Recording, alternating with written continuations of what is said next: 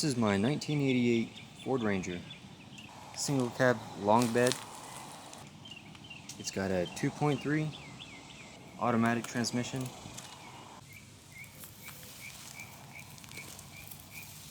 So if you're looking to get a project truck, you don't want to spend $10,000 on a square body. Look at a Ranger, an old Ranger. Now you can get these trucks in a very good condition for a very affordable price. On Facebook Marketplace, they go for $3,500 to $4,500 running and driving, while full size, say like a C10 like this, would be $6,500 to $8,500. And the same goes for parts. Parts are super affordable, especially on websites like Rock Auto or LMC. It doesn't take as much money to build one of these.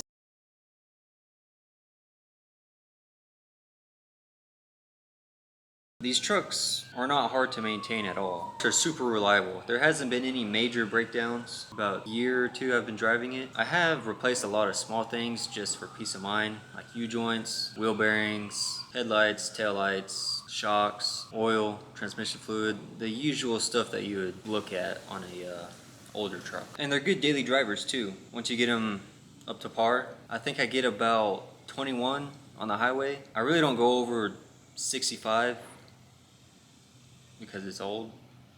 The style that I have, they go from 83 to 88, and 89 they change the front end a little bit and the interior. Me personally, I like the 88 to 83 style, the interior and the front end. I feel like it looks a whole lot better, but to each their own.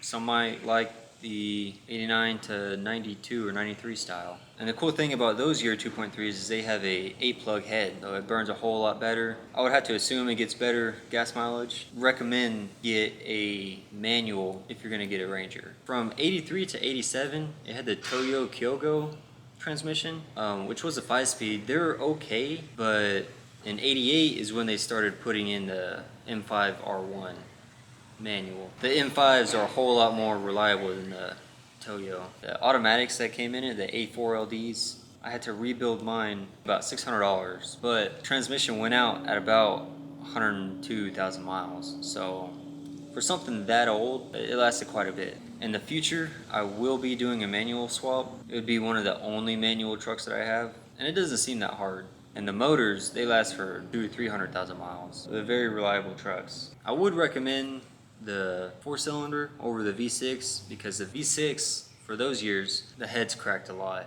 The V6s aren't really as reliable as the 4-cylinders. Now a couple of downsides to this truck is that the cab is pretty loud. You hear a lot of road noise. Partly is because of the old and cracked window seals. I need to replace those. And another thing that contributes to that is the exhaust setup that I have. I have it dumping right under the bed.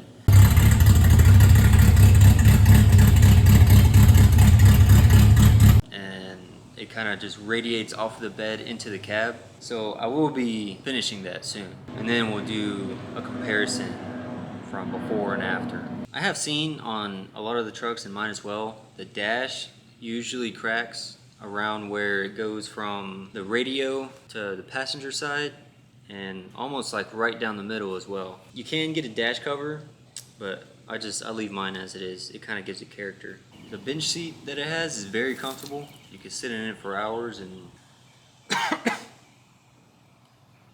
and the cabs are super spacey. I'm 6 foot tall, and I fit in the single cab pretty comfortably. It can fit a pretty large person, if that's your concern. I know something like a Nissan Hardbody or maybe Mazda B2000s or 2200s, those are quite small in the cab.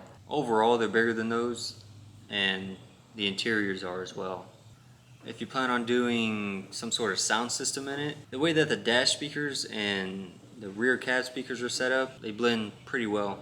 If you did get an extended cab, it'd be easier to put in some sort of sub. But nowadays, they make sub boxes for single cabs. So now for the potential with these trucks is off the charts. You can go any kind of direction you want to.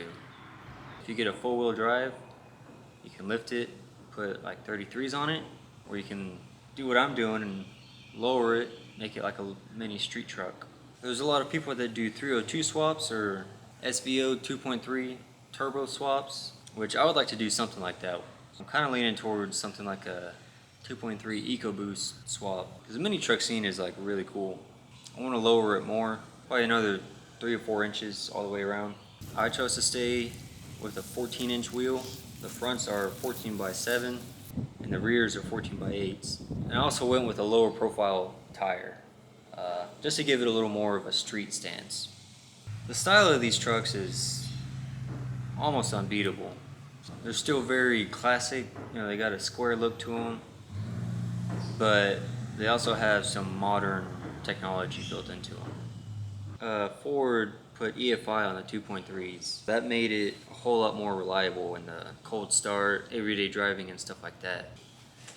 If you're looking for the most reliable setup, I would recommend a 1988 single cab, long bed or short bed, with the 2.3 paired with a M5 R1 manual transmission. I say single cabs because the extended cabs usually came with the V6, and single cabs look cooler. Extended cabs aren't that cool, in my opinion.